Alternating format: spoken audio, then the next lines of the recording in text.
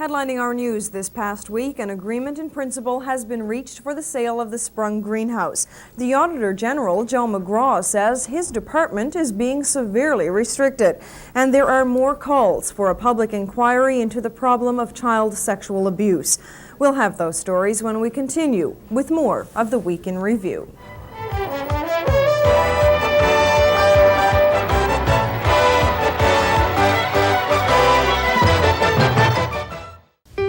Bringing the world to Newfoundland and Labrador, we reach more homes and families than we ever have before. New faces and familiar friends to keep you company. No distances to parade, no home too far from your TV.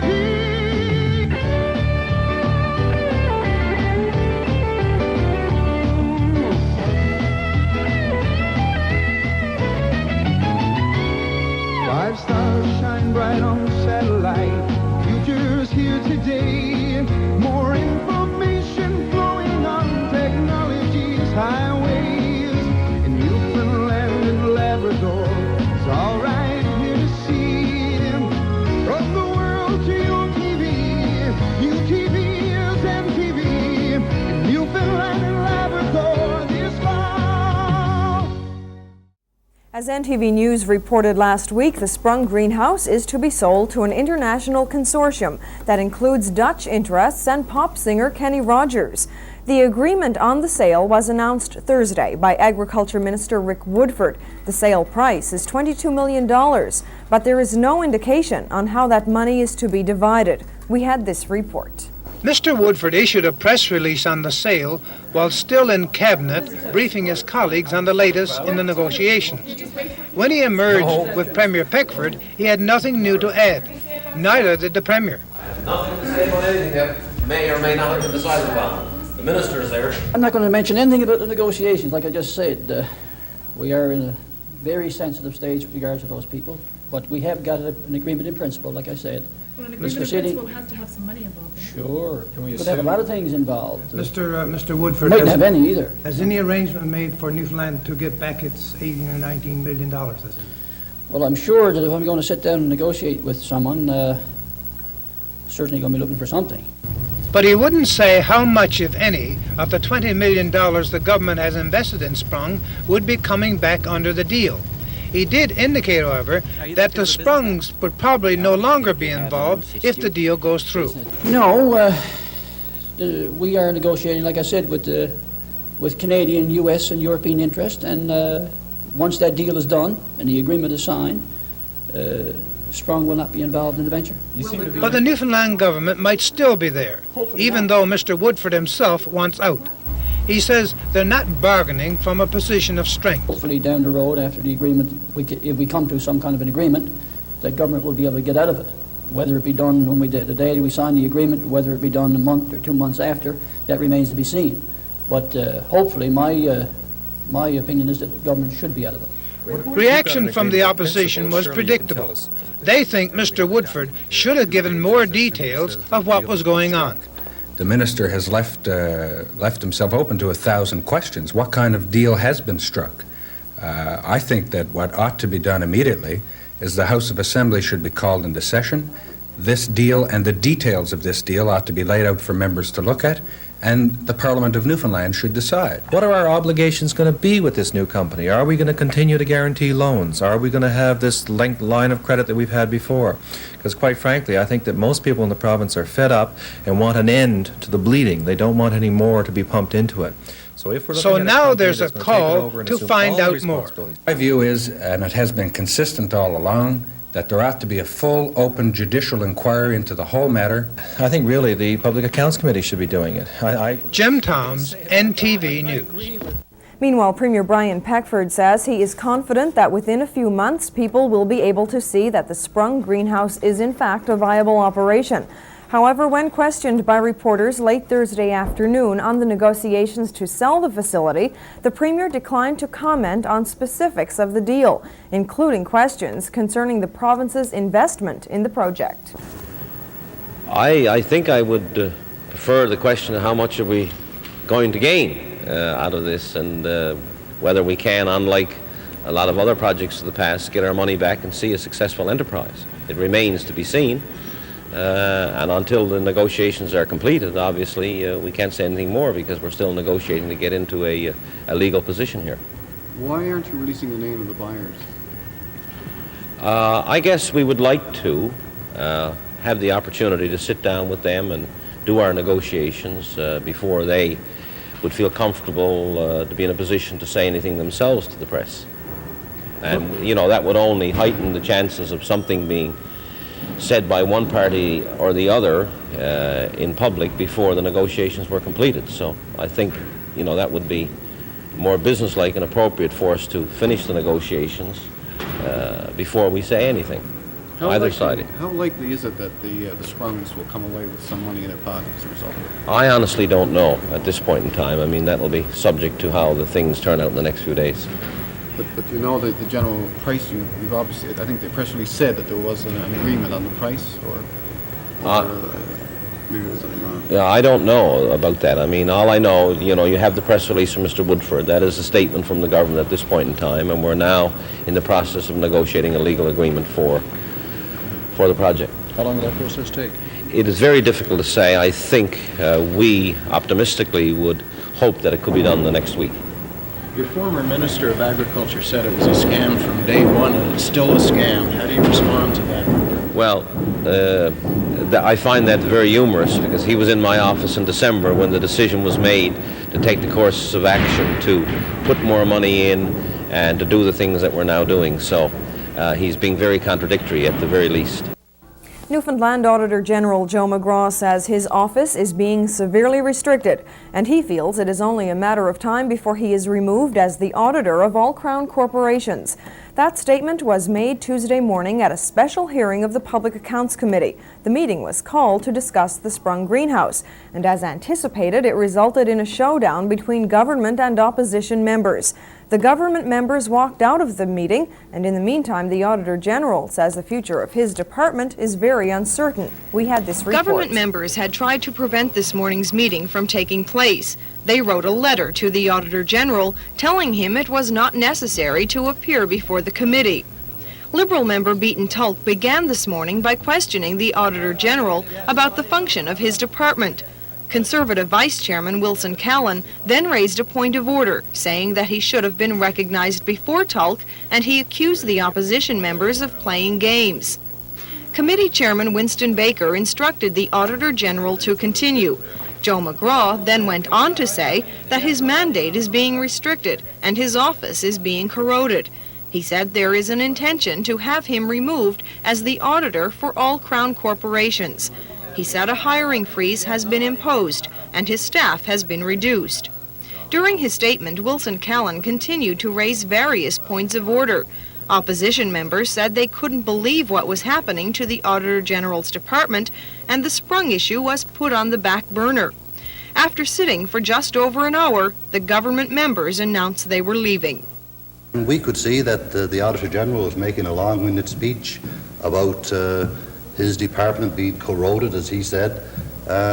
What he's talking about, I don't know. He didn't ask to meet with the committee, either publicly or privately, to express these concerns. So what the Auditor General, it seems to me what's happening here this morning is that the chairman, of course, has conveniently called the Auditor General here, and under the guise of having a new member that doesn't understand the department, the Auditor General's department, gives that new member an opportunity to ask all kinds of questions and gives the Auditor General an opportunity to make long-winded speeches about the role of his department and how it used to be and how it's not, it's going in a wrong direction now and so on. And this is all out of order, so we have no other choice than to walk out of the committee. In the meantime, the opposition members continued the meeting and went on with their questioning. Chairman Winston Baker said he is deeply concerned about the Auditor General's statements. He says the Pekford administration is interfering with the independence of the Auditor General, and it means there will be no longer government accountability in the province. The Auditor General is supposed to be a servant of the House of Assembly, not under the thumb of the Deputy Minister of Finance or the Minister of Finance or somebody else. He's a servant of the House of Assembly, and it's the House of Assembly that has to decide on what the proper thing to do is. In the meantime, the Auditor General is in a very difficult position. His authority has been taken away. He will be under attack. He'll be under very severe attack in the next few days by members of government, and we have to make sure that people know exactly what's going on, that this is a scandalous, outrageous thing that's happening here. Winston Baker says he will investigate the problems in the Auditor General's department. He says by leaving, the government members have breached the privileges of the House, and he will raise that matter when the legislature reopens. The Public Accounts Committee sits again tomorrow morning. Meanwhile, on Wednesday, government members on the Public Accounts Committee continued to block testimony on the Sprung Greenhouse. Witnesses were called from 3 government departments, but through various points of order, the government members prevented any testimony from being given. In the meantime, the future of the Public Accounts Committee is also very uncertain at this point. The government members walked out of that meeting late Wednesday afternoon, and it is uncertain whether or not they will return. The government witnesses waited all day, but were never asked a question about Sprung. The government members said the witnesses were called improperly, and therefore they should not give testimony. Conservative member John Carter made a motion calling for the witnesses to be excused. After a great deal of debate, Committee Chairman Winston Baker said the motion was designed to obstruct the committee. The motion was then dismissed. John Carter then said Baker's ruling has destroyed the committee, and he said he will boycott further meetings. The Conservative members then walked out. John Carter says he will now call on Premier Pekford to disband the Public Accounts Committee and all other committees of the legislature. This is going to be my recommendation, that it die a natural death. And all subsequent committees, every committee I can think of, they just don't work.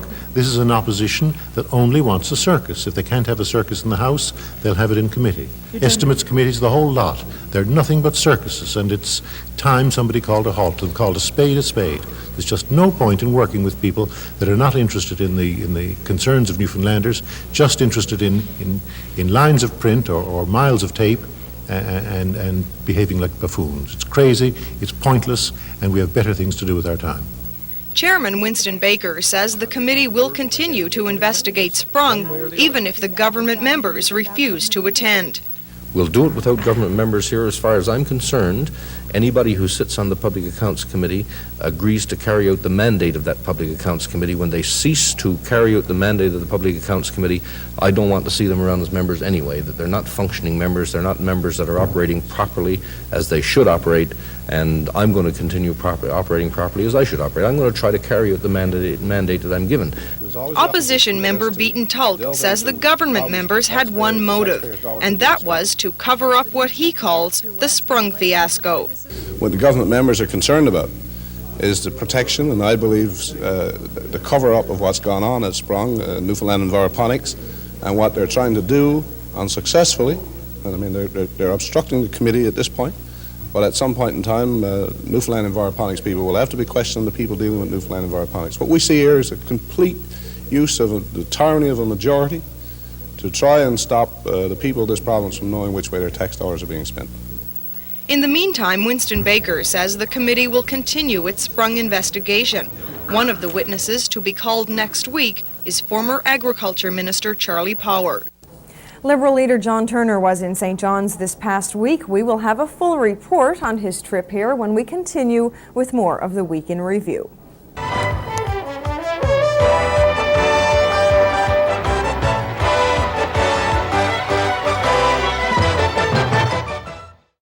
National Liberal leader John Turner was in St. John's on Monday with most of his caucus. It was the first national caucus to be held in Newfoundland. One of its aims was to give provincial leader Clyde Wells a boost in his bid to become Premier. Mr. Turner rolled into St. John's early this afternoon on Air Canada Flight 600. He was greeted at the airport by provincial leader Clyde Wells and party president Norm Whalen. For Mr. Turner, hard-pressed with regard to his leadership, it was like coming home. First of all, I like St. John's. and I love it here. And the people of Newfoundland gave the Liberal Party great support in the last election. We picked up 2 more seats. We now have 5 out of the 7 federal seats. I think the timing couldn't be better, because I'm standing beside the next Premier of Newfoundland, Clyde Wells. And we're here to demonstrate to the people of Newfoundland and Labrador that the federal Liberal caucus and the federal party is 110% behind Clyde Wells. Inevitably, there were questions for Mr. Turner about the people yapping at his leadership heels looking for his job. Well, they're all coming up to the starting line, but I don't see any timer, I don't see any judge, I don't see any finish line, I don't see any gun. Nor any vacancy. Nor any vacancy, Clyde. And Clyde Wells will be the speaker at a joint caucus meeting this evening, and he'll be pressing the federal Liberals for a firm position on several major provincial issues. Well, I'm going to be asking the federal caucus to take a strong position on a number of issues where the federal government's position impacts significantly on Newfoundland. One of them, for example, is fisheries. The federal government has responsibility for management of the fisheries, and to the extent that they mismanage it, they've been impacting seriously on this province recently. We're going to put forward our position on that. It was a coming together of provincial and federal Liberals at a joint caucus session presided over by their leaders, John Turner and Clyde Wells. And it attracted the attention of news media from across Canada. A boisterous bunch, intent mainly on trying to find out if Mr. Turner intended to stay on as national leader, and he dodging them as much as he could. But in the caucus meeting, there was not a hint of any dissension, only a warm welcome for the leader. Mr. Turner wanted to focus the attention on Mr. Wells and the timing of the meeting. on the eve of an election, I feel sure. And he promised the full support of federal Liberals in seeing that Mr. Wells becomes Premier in the provincial election expected in June. Thank you very much. Then Mr. Wells got his chance at the closed meeting, the reason he was there. To present to you our views on a number of major matters where the federal government actions will particularly impact on this province. 5 major issues were on Mr. Wells' mind: the fishery, regional disparity, Churchill Falls, Hibernia, and transportation in the wake of the railway close down. Mr. Turner was impressed. Our members heard a masterful briefing in the hour that we were together. And the national leaders seemed to go along with most of what Mr. Wells proposed. On the fishery, Fisheries, I believe that it is a national responsibility to ensure a better management of the fishery stock than the federal government has given. On Hibernia, if I were Prime Minister, I would have reduced that document to a legal contract, not a statement of intention. Right now, it doesn't mean anything. On railway and roads, I believe that in terms of the main Trans-Canada connection and the main trunk roads, that obligation ought to be maintained now that the railway is abandoned.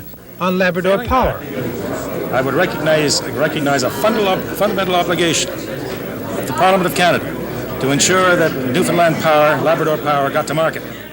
On regional disparity, We are going to look very carefully at the main proposition he has advanced that the only Mr. Wells wants regional disparity programs to be tied to regional unemployment rates. It would mean a great deal of help and extra help for Newfoundland because our unemployment rate is so high by comparison.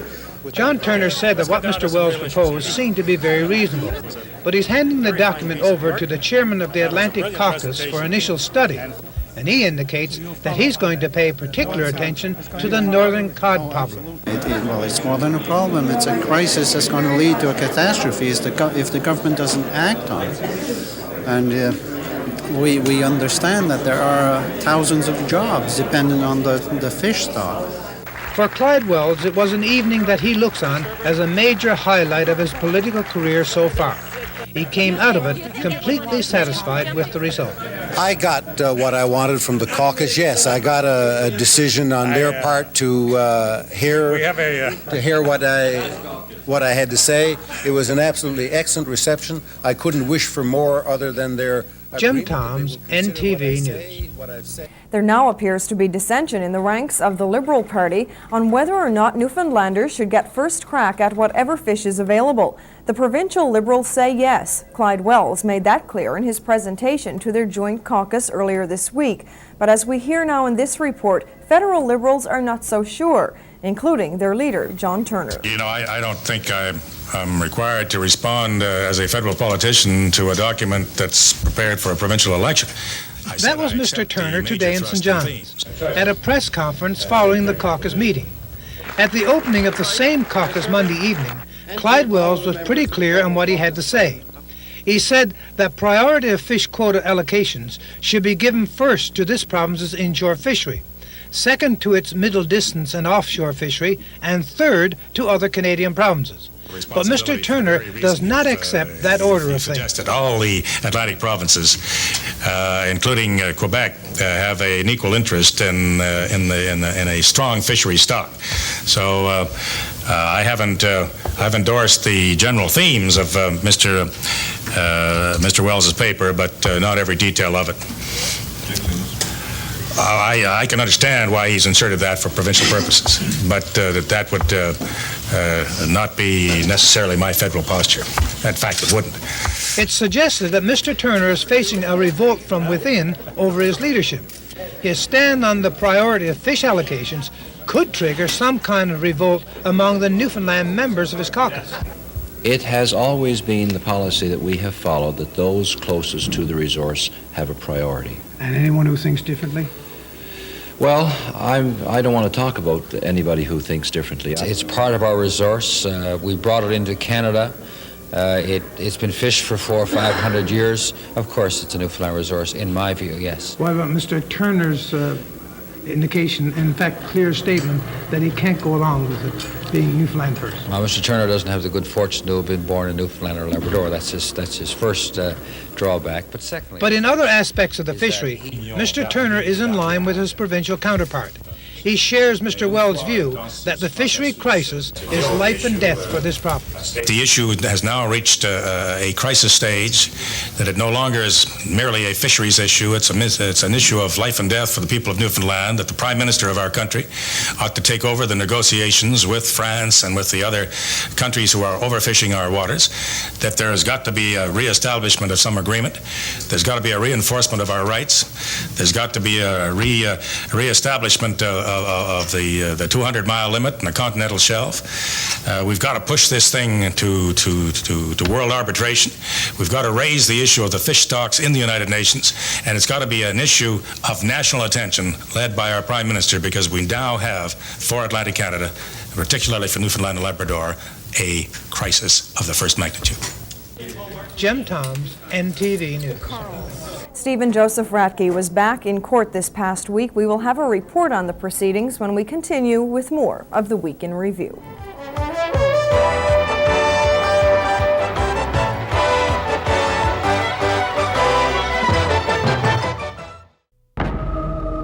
Earth. To all those that share this planet, the call has been placed to lead us into the future. Captain Canada has answered. To Captain Canada, the path has never been more clear. It means leading by example, shining our light across this borderless world so that all will be free to reach their heights and share in each other's vision. It means nurturing our world with compassion so that we truly recognize our interconnectedness. For Canada, as we weave our mosaic into the 21st century, our vision will be called upon. It is up to us. At NTV, we recognize the unique place history has given us. So, step up, Canada. It's our time to shine. Be a beacon of light and answer the call. NTV, Canada's leading superstation. Sentencing arguments in the espionage trial of Stephen Joseph Ratke were heard in Newfoundland's Supreme Court on Thursday. Crown Prosecutor Gordon McNabb told the court that Ratke should be sent to prison for no less than 10 years on each of the 2 spy charges. McNabb added that the Crown is willing to have the 2 sentences served at the same time. Meanwhile, Ratke's lawyer Bill Collins argued that the court should consider the rough upbringing his client went through when considering its verdict. NTV's Paul Harpel had that story. Crown Attorney Gordon McNabb told the court Ratke's crime was not against one person, but against all of Canada. He reiterated the documents Ratke passed along to the Soviets had the potential of seriously threatening national security. McNabb told Mr. Justice Fintan Aylward the sentence should be both punishment and a deterrent. He said rehabilitation and the fact Ratke pleaded guilty should not carry significant weight when it came time to reaching a verdict. McNabb also emphasized that Ratke was not an innocent victim. He knew the risks involved and knew the price he would pay if caught. Defense attorney Bill Collins told Mr. Justice Aylward it was important to separate Stephen Ratke from his crime when determining sentence. Collins said his client's troubled childhood, which included seeing his mother take her own life, had to be a factor. Collins went on to argue rehabilitation was also a factor to consider. He stated despite the prosecution's portrayal, Ratke was not an experienced veteran in the world of espionage. Paul Harpel, NTV News. A Tory leadership candidate says he will make people a priority if elected. Loyola Hearn says on becoming Premier he will hold a series of open policy conferences throughout the province. Hearn outlined the first step in his people policy during a news conference Monday morning. NTV's Valerie Feltham had that story. Loyola Hearn arrived at the news conference accompanied by supporters and 3 fellow MHAs. Hearn has held the education portfolio since 1985 and over the past few years has chaired the Social Policy Committee of Cabinet and has also served on the Planning and Priorities Committee. In this, his first leadership policy statement, Loyola Hearn says he'll focus on developing the human resource. The fulfillment of that mandate, says Hearn, will involve a complete redirection of many government departments and agencies. I will, on becoming Premier, set into motion immediately a process to hold a series of open policy conferences throughout the province. These conferences will be open to all interested individuals and groups, regardless of political affiliation. Hearn says he plans to open the avenues of communication by listening to and acting upon the ideas of Newfoundlanders. He says that process will form the basis of a 5-year social plan. Ministers must be accessible to the people. You cannot solve the problems of Newfoundland from the 8th or the 5th or the 3rd floor of Confederation Building. You solve them by getting out into the field, listening to the people and working with them. They can identify the solutions quite often, a lot better than we can. Today's announcement was the first in a series of 15 steps in the Hearn platform. Loyola Hearn says he'll release further details in the coming weeks as he travels throughout the province. In the meantime, the often low-key politician says he's now being perceived as a real force in the leadership race. You give me a chance to sit down and discuss the issues, my background, my plans with any group, and I will take my chances. So if we have 200 people out there not committed, if we have 100 in the bag, that's 300. That gives you a pretty good standing on first ballot. Valerie Feltham, NTV News. Still with the PC leadership race, Tom Rideout has now unveiled his policy platform. The price tag on the package is $25 to $30 million, but Rideout calls it smarter spending. He says the emphasis has to shift toward social programs and social development, and he feels that in the long run, his policies will save the government money. Tom Rideout calls it his plan for victory. He wants to be perceived as a listener and says he wants input from all areas of the province. As part of his platform, Rideout will establish a Premier's Advisory Council to be made up of representatives from all regions of the province. He will place more emphasis on health care and illness prevention. In the field of education, computers will be made available in each of the province's 8,000 classrooms. and he has also promised to establish a task force on sexual assault and family violence. It will be set up to recognize the fact that there is an epidemic. There's a cancer on the body politic of Newfoundland and Labrador, maybe no worse than it is anywhere else in Canada or the Western world, I don't know. But my responsibility is in this jurisdiction. It's here, it has to be dealt with, it has to be rooted out, it has to come to light and be dealt with by a caring, understanding, tolerant society. That's why I want to do it, and that's why I'm going to do it. Where it takes us, we will see. How we have to deal with it, we will see, but it has to be dealt with. Rideout also says the fishing industry is our most important resource. On the issue of overfishing, he wants to hold an international conference to give the problem world attention. Because the bottom line of all of this, you see, is that it is to the advantage of the international community. As per the Law of the Sea Convention, the coastal state must share any fish resources that is surplus to its needs. So if we manage the resource properly and the fish stocks rebound and rebuild, anything that's above and beyond the needs of Canada must, by international law, be shared with the international community. So it's to their advantage long term to ensure that this stock is managed properly and grows. So that's the focus, that's the purpose, and I think the time is right to do it now. While Rideout is considered to be the front-runner in the leadership race, he says he is taking nothing for granted. But he does feel that his policies and his background in rural Newfoundland will mean that he has the best chance of winning the next provincial election. They're calling it a night of appreciation for the work Brian Pekford has done for Newfoundland during 17 years in public life. But in effect, it's a benefit night, so that when Mr. Pekford retires from the Premier's office next month, he won't leave empty-handed. Jim Toms has more on that story in this report. Getting out as Premier at the end of next month.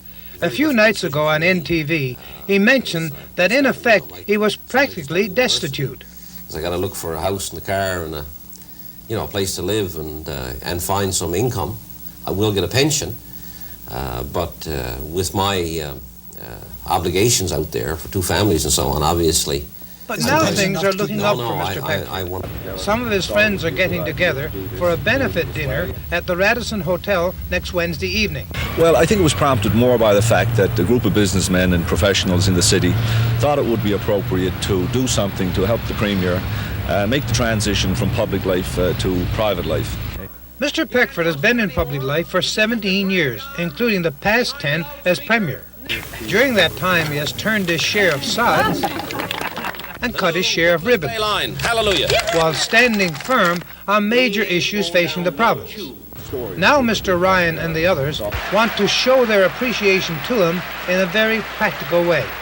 Just over 100 couples have confirmed that they will be attending, and I think maybe 110 would be the outside number. How much are they paying?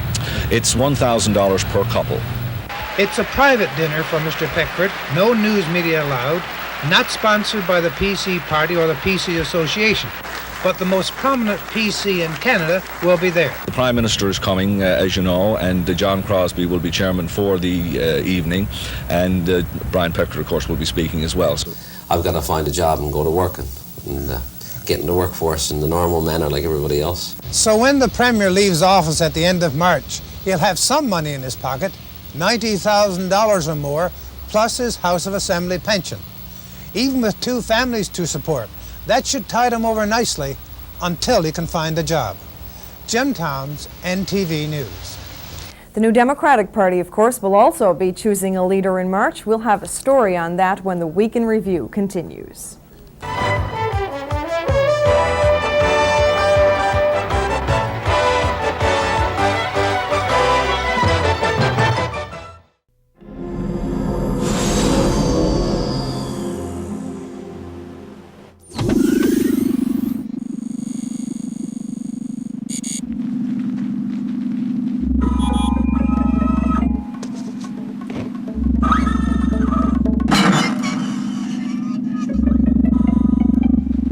NTV. You never know where you'll find a Newfoundlander.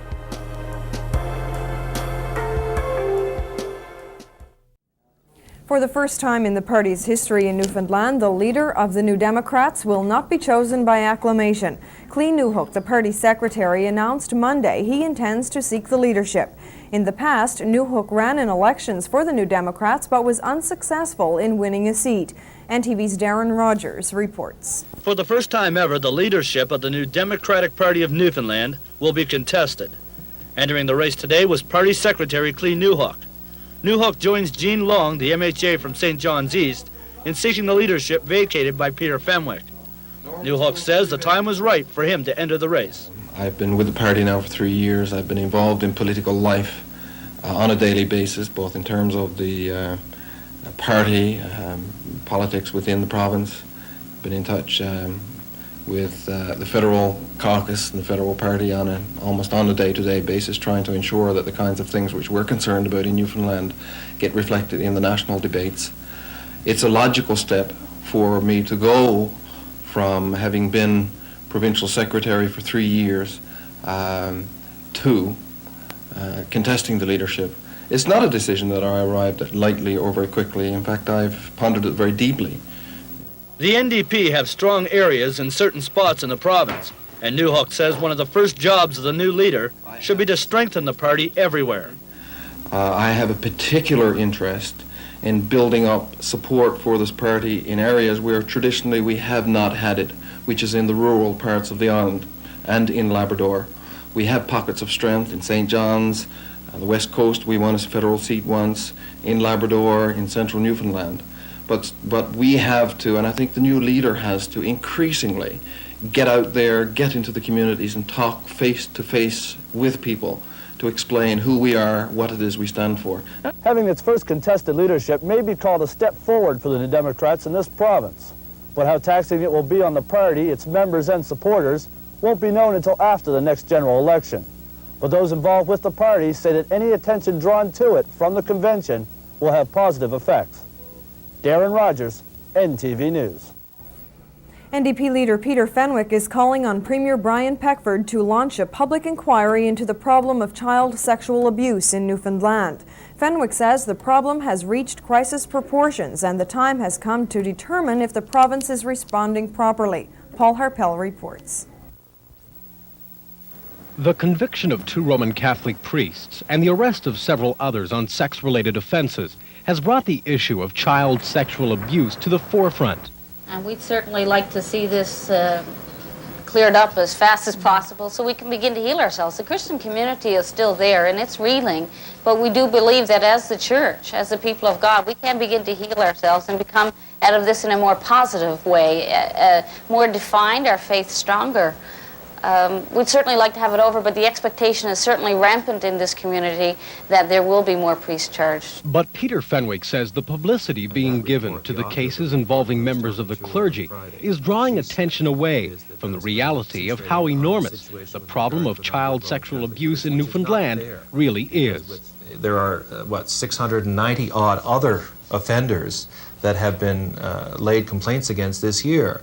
So that when we concentrate on one subgroup like that, what we end up doing is neglecting the fact that the problem is a massive problem and deserves attention on a much broader range. And if we can refocus it and say, yes, this is a broad societal problem, I think that will be one of the best things that the inquiry can do. Fenwick is calling on Premier Brian Pekford to set up a public inquiry into the problem of child sexual abuse in Newfoundland. He says the inquiry should be all-encompassing, covering everything from the treatment available for sexual offenders to the education provided to children. There are no treatment facilities for the victims other than a very modest amount here in St. John's. The Department of Social Services is badly overstretched in terms of trying to respond to this crisis as it is now, and yet hasn't been able to get the number of social workers it needs to address the problem properly. We haven't done the educational program. Paul Harpel, NTV News. Some professors at Memorial University have problems with their recently negotiated contract. They are complaining that the salary clause isn't fair. The contract itself is set to be ratified next week, but as we hear now from NTV's Darren Rogers, some professors want changes to the contract before the ratification vote. The contract negotiated by MUNFA and Memorial University nearly 2 weeks ago has not satisfied all members of the faculty. The salary clause has been worded so that professors will only be given credit for years taught at Memorial, not including any previous teaching appointments. Dr. Robert Adamick says this is unfair, and he wants the clause renegotiated. Okay. Well, we have two general lines of courses of action. One, we've engaged legal counsel, and we're exploring the possibilities of legal action. We do not want to take that if necessary. The other alternative is to try to settle this within the association. We have formulated now a way of modifying just portions of the salary proposal to make it more fair. We're not asking that the entire contract be renegotiated. We simply want a small portion, it's actually 2 or 3 clauses in the salary proposal, to be modified. And it is a compromise because the individuals who are disadvantaged by the contract under this proposal would be giving, in effect, making a donation of part of their salary, in all probability, in the first year. What we want is the rest of the association to share some of the burden in the subsequent 2 years and in that way accommodate our years of experience in the last years of the contract. But MUNFA's president, Catherine Penny, says the situation may not be as unfair as some think. Penny also notes that the bargaining unit will not likely take Adamick's request to the administration, for fear they may lose what they've already gained in other areas. If we start reopening the contract, then there are a lot of things that various people are dissatisfied with. If we reopen this clause in the salary package, maybe the administration would like to reopen the layoff clause, for instance, or the discipline clause. These were settled very late in conciliation. Maybe there are other clauses that people are going to have second thoughts about. It seems to me if we start reopening, we open up the whole thing. We're in a position now, we can have a ratification vote next week. We expect that the contract will be in people's hands by Friday. Everybody can get their raise probably within the next month. That's not looking too bad. The alternative is we go back, we reopen it, we're negotiating all summer. The team who spent 10 months of torture are going to go through another 6 months to try and sort out this, to collect data, to do computer runs and so on, and nobody gets their raise. You know, I think it's not perfect. Everybody recognizes it's not perfect. There is a meeting scheduled for tomorrow evening for all members of MUNFA who feel that the salary clause should be renegotiated. Dr. Adamick feels that over 200 could turn up. But Catherine Penny says that Dr. Adamick will be sadly disappointed. At Memorial University, I'm Darren Rogers for NTV News. The committee set up to implement government's Equal Pay for Work of Equal Value program has begun its work. Members of the steering committee held their first meeting Tuesday to discuss the first phase of the program, which involves choosing a system for evaluating jobs in the public service. NTV's Paul Harpel reports. The pay equity agreement was designed to close the salary gap that exists between male and female workers in the public sector, doing jobs of equal value. Government announced last year it would set up a committee to implement the agreement. That committee is now in place, and yesterday the members held their first meeting. And of course we're interested in what's going on in other jurisdictions, but even in Manitoba you'll find that they decided that there were several job evaluation systems to meet their needs. They used one system, for example, in direct government departments and another one for the healthcare sector. So it's exactly those kinds of things we're going to have to be looking at when we develop our selection criteria. The first task facing the committee is picking a system to help determine the value of jobs in the public sector. Rebecca Room, co-chairperson of the committee, says they hope to find the system most suitable for Newfoundland within 6 months. For the next 6 months, our work is very clearly laid out. We have the responsibility of establishing selection criteria for picking a job evaluation system. In fact, there may be more than one job evaluation system that we pick in the end. And the job evaluation system will be used to assess the relative value of male-dominated jobs as opposed to female-dominated jobs. And the agreement which was reached between government and the 5 major public sector unions states that we have 6 months to get that work done. NAPE, the union that represents the largest number of public servants, has been calling for a pay equity program for years. Dave Curtis, the other co-chairperson on the steering committee, says they are one step closer now to making sure women are treated equally in the workforce. Service, this has been on the go for years and years and is long overdue, but I believe yesterday that now that we've actually sat down to start the process, that everybody should be optimistic that in the next short while that we will hopefully eliminate and eradicate economic discrimination against women throughout the entire public service. It could be another 2 years before wage gaps that exist between male and female workers doing jobs of equal value in the public sector are closed. It may take that long to evaluate the thousands of government jobs that will be affected by pay equity. Paul Harpel, NTV News.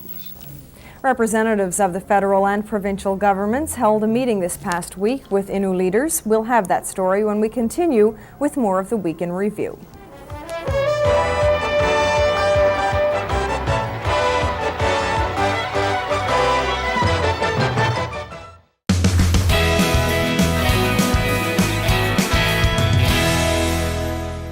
I'm Grace Butler. And I'm Diana Connors, and this is an NTV Children's Checkpoint. We're here inside the Anglican Cathedral of St. John the Baptist. Joining us is Eric Steele. Eric, could you tell us a little bit about this massive pipe organ? Certainly. So this organ is actually nearly 100 years old. It's a Cassavant organ from Quebec from 1927, and it has 56 stops and 3,564 pipes. So from this tunnel, if we look into the passage, we can see that we have about half the pipes on this side, and then the other pipes are on the other side in a similar arrangement. This looks really complicated. Yeah, it's a bit of a learning curve, I suppose, but what we really have is sort of 4 keyboards, just like a piano keyboard, plus a pedal board here, which you play with your feet. So it's just larger keys, just like you would play with your hands. And then each of these stops represents a sound. So when you pull on a stop, a different sound will come out. So there's a trumpet stop, a clarinet, etc. So it can sort of mimic different sounds. Could you play something for us, please? Oh, sure.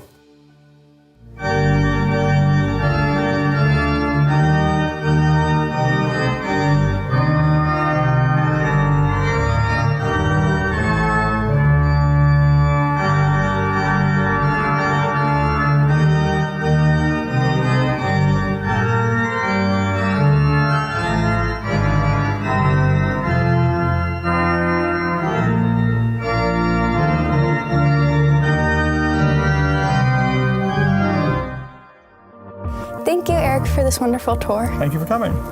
This has been an NTV Children's Checkpoint. Stay tuned to NTV, Canada's Superstation.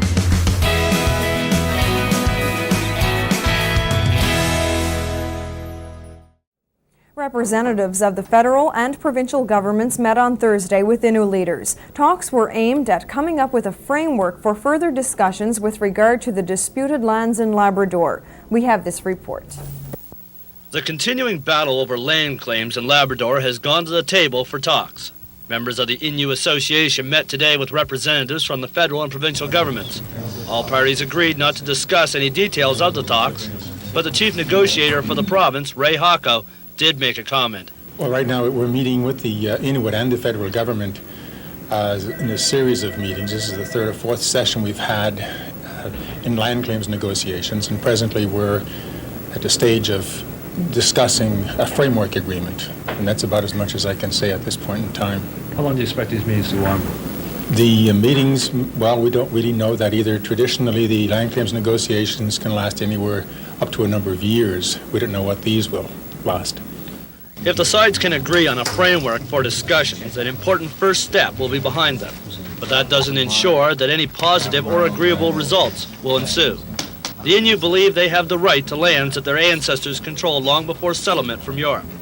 But they are battling with government, and that's no easy task. Darren Rogers, NTV News. It is appropriately called a nugget pond, and it could be Newfoundland's next producing gold mine. The announcement was made at a press conference in St. John's on Monday. NTV's Jim Toms was there, and he filed this report. The pond is located on the Bay Verte Peninsula. It's one of 3 properties a company called Bitech Energy Resources of Toronto is exploring for gold and base metal potential. Nugget Pond looks very good indeed. We're talking 250,000 tons of .44, so that'd be about 100,000 ounces. Is that good? It's a good prospect, yes. It's awfully good prospect at this early stage. We need a few more ounces to make a mine, but we're making progress in that direction. Now Bitech is linked up with Equity Silver Mines of Vancouver to get the money it needs for exploration, around $12 million. plus another $50 million for production financing. We're looking at a 4-year program which is targeted for the end of 1992, and we're hopeful that we'll be in production by the end of 1992. One of the men responsible for putting the whole thing together is John Lundican, the former MP, now acting as a mining consultant, and with exploration properties to divvy up, as he did for Bitech. I gave away the land.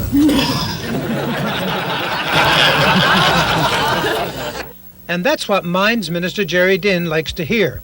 He wants to see more exploration going on top of what's already being done. We had something like $40 million exploration dollars spent in the province. There were something like 500 or 550 people working in the province last year in exploration. And of course, when gold and other mines start producing, it's money into the provincial treasury. We take a very reasonable and sensible 16% or thereabouts of Way net. too high, Jim. Of net profits. So they have to be making money in order for us to divvy up the pie. But it's Jim not Toms, NTV News. And that is our report for this week. Thank you very much for watching, and please join us once again next week for the Week in Review.